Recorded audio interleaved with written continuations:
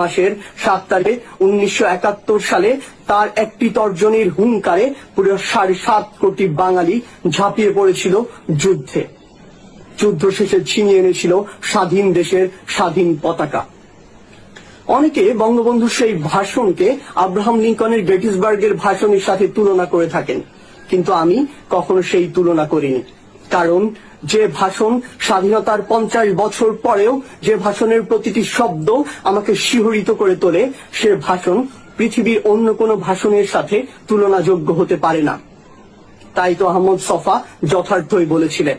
তিনি বলেছিলেন, বাঙালি জাতির শ্রেষ্ঠ কাব্য বলাকা সোনার তরী কিংবা গীতাঞ্জলি নয়, বাঙালি জাতির শ্রেষ্ঠ কাব্য আর দাবায় রাখতে পারবা না। যে মানুষটি জীবন ও যৌবনের 14 বছর জেলে কাটিয়ে দিয়েছেন শুধুমাত্র এই বাঙালি জাতির মুক্তির জন্য, সেই মানুষটির বুকে শরীরে 18টি গুলি করে ঝাঁঝরা করে তার প্রতিদান আমরা দিয়েছি। এতটাই অকৃতজ্ঞ বাঙালি। জয় বাংলা, জয় বঙ্গবন্ধু।